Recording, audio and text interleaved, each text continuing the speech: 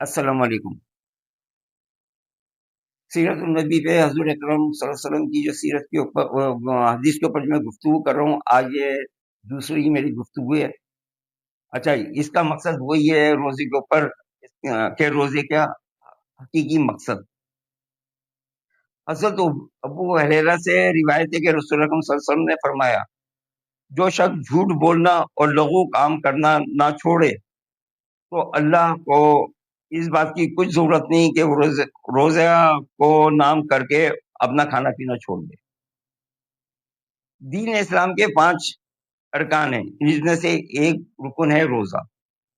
دوسرے ارکان اسلام کی مان اس سے بھی مقصد اور انسانی تزکیہ نفس سے ہے، تاکہ انسان نیکیوں اور کی طرف مائل ہو اور برائی سے بچے۔ روزے کا فریضہ تقریباً ہر امت میں رہا ہے۔ رمضان کے روزوں میں بہت سی حکمتیں اور برکتیں ہیں۔ روزے کے فضائل انگنت ہیں۔ روزے سے انسان میں تقویٰ اور پرہیزگاری پیدا ہوتی ہے اور بری عادتوں سے اور برے اخلاق سے پرہیز کرتا ہے۔ صبح سے شام تک فاقے سے رہنے سے اسے صبر اور استقامت کا مادہ پیدا ہو جاتا ہے۔ غریبوں کی بھوک کا احساس ہوتا ہے، اور سب سے بڑھ کر یہ کہ خدا کا خوف پیدا ہوتا ہے اور اللہ کی طرف لو لگانے کا رجحان پیدا ہوتا ہے۔ روزہ ہر امت میں رہا ہے۔ نبی اکرم صلی اللہ علیہ وسلم رمضان کے روزے کے علاوہ فرض ہونے سے پہلے بھی کبھی کبھی روزے رکھتے تھے۔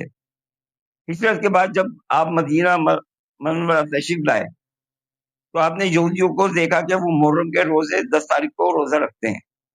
آپ نے اس کا سبب دریافت فرمایا تو انہوں نے بتایا کہ اس تاریخ کو بنی اسرائیل نے فرعون کے پنجے سے ظلم سے نجات پائی تھی اور فرعون غرق ہوا تھا، اس لیے ہم اس خوشی میں یہ روزہ رکھتے ہیں۔ آپ نے فرمایا پھر مجھے تو سب سے پہلے روزہ رکھنا چاہیے، کیونکہ میں موسیٰ سے بہت نسبت رکھتا ہوں، ان سے بڑی محبت رکھتا ہوں۔ مگر چنانچہ آپ 10 تاریخ کو روزہ رکھا، مگر اس کے ساتھ ساتھ 9 تاریخ کو بھی روزہ رکھا کہ ہم یہودیوں میں شامل نہ ہو جائیں، کیونکہ وہ 10 کا روزہ رکھتے تھے۔ مسلمان کو 9 اور 10 کا کہا کہ ان سے ہٹ کے ہم شامل ہو جائیں گے، ان میں شامل نہیں ہوں گے، اور دوسرے مسلمانوں کو بھی اس کی تلقین فرمایا کرتے تھے۔ اس حدیث میں رسول اکرم صلی اللہ علیہ وسلم نے فرمایا کہ روزے کے اندر کھانا پینا چھوڑنے کے ساتھ روزے دار کو دوسری ناپسندیدہ حرکتوں اور عادتوں سے بھی پرہیز کرنا چاہیے، کیونکہ اللہ کو روزے داروں کا تقویٰ مطلوب ہے، محض فاقہ سے رہنا پسند نہیں۔ جو شخص روزہ بھی رکھتا ہے اور جھوٹ بھی بولتا ہے، فضول گوئی کرتا ہے، لہو لہب اور کھیل تماشے میں مصروف رہتا ہے، دھوکہ بازی اور فریب دہی میں سرگرم رہتا ہے، خود غرضی اور حوث پرستی کو نہیں چھوڑتا، تو ایسے شخص کے روزے سے کیا فائدہ؟